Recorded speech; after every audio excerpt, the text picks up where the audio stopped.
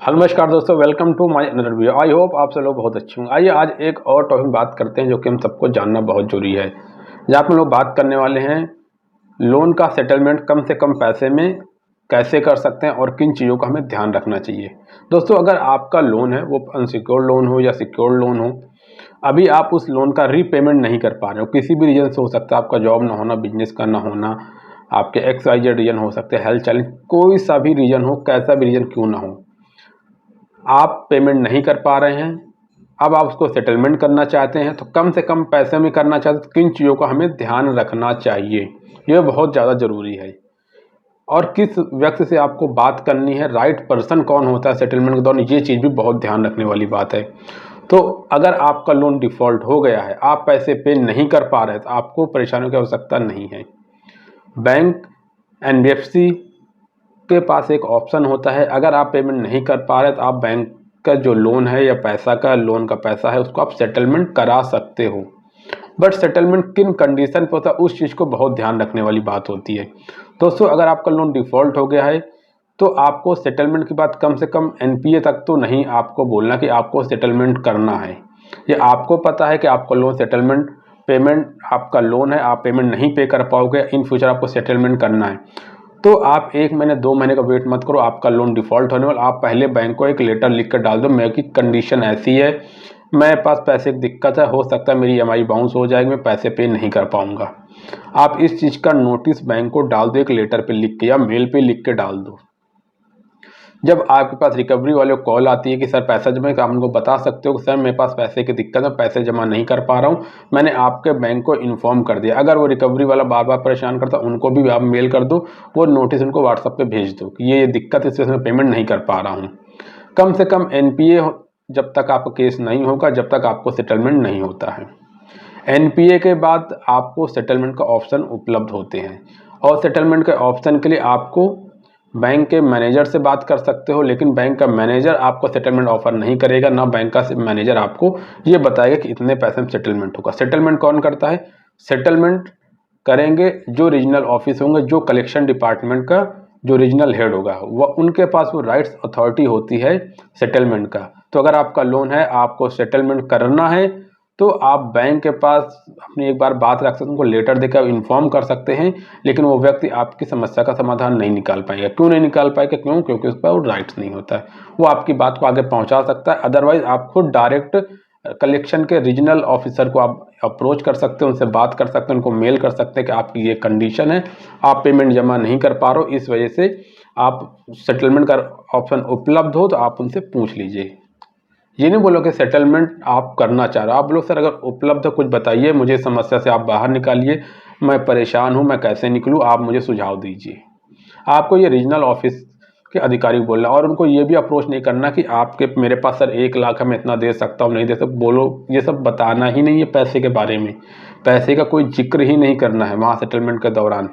तो आपको इस चीज़ को ध्यान रखना है। आपका जो सेटलमेंट होगा, सेटलमेंट के दौरान जो सामने से रीजनल ऑफिसर आपको अप्रोच करेगा, जो अमाउंट बताएगा, उसको आपको ध्यान रखना। अगर आप पैसे अरेंज कर सकते हो तो उतने पैसे दे सकते हो, तो आप बात करो, उनसे बताओ सर मेरी इतनी कंडीशन नहीं है, मैं कहीं से उधार लेके आपका सेटलमेंट करूँगा, मेरी कंडीशन इतनी अच्छी नहीं है। फिर उसके बाद आप उस प्रोसेस को आगे फॉलो कर सकते हो। तो रीजनल ऑफिस की तरफ से आपको सेटलमेंट आएगा। सेटलमेंट में कभी भी आपको खुद अमाउंट नहीं बताना, सामने से अमाउंट आएगा। जब बोला तो उनको आप रिक्वेस्ट करना, इतना नहीं दे पाऊंगा, कुछ और कम कीजिए, कुछ और कम कीजिए, फिर आपका वो कम करके अगर आपके बजट में बैठ रहा तो आपको सेटलमेंट करना। अक्सर मैं बोलूँगा कि सेटलमेंट लोग बात करने पहुँच जाते हैं, लेकिन पैसे होते नहीं। तो सेटलमेंट की आप बात तभी करने जाओ, कम से कम पैसे अरेंज कर लो। अगर आप सेटलमेंट के बारे में सोचो, आपका 1 लाख का लोन है, तो कम से कम आप 50% का अरेंजमेंट कर लो। भले वो आपका लोन 40-45%, 30% में हो, लेकिन आपको कम से कम इतना अरेंज करके चलो, फिर आप आगे बात करने जाओ। जब आप वहाँ पे बात करने जाओगे तो आपका पैसे का अरेंजमेंट होगा, तो आप बात कर पाओगे। अगर वो ऑफर देते तो आप तुरंत पैसे पे करके आप वहाँ से बाहर आ सकते हो, उस समस्या से बाहर।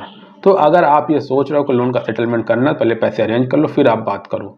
अगर आप बात कर रहे हो रीजनल ऑफिसर से, वहाँ सारा प्रोसेस कर रहे हो, रीजनल ऑफिसर आपके साथ बैठ के डिस्कशन कर रहा है, आपको मेल पे बात कर रहा, फ़ोन पे आपसे बात कर रहा, और वो तैयार हो जाता है आपको सेटलमेंट देने के लिए, और अच्छा ऑफर भी आपको सेटलमेंट मिल रहा है, बट आपके हाथ में पैसे ही नहीं, तो आप क्या कर पाओगे? तो अगर आप लोन सेटलमेंट करने का पहले पैसे अरेंज कर लो, मोटा मोटा 50% अरेंज कर लो, फिर उसके आसपास अपने एक बजट के हिसाब से आप बात कीजिए। जहाँ भी आपका सेट हो जाता है अमाउंट, जो आपको कंफर्ट लगता है अमाउंट, वहाँ पे आप सेटलमेंट करा लीजिए। लेकिन बिना पैसे ना हो के बात करने जाए तो कोई फ़ायदा नहीं है।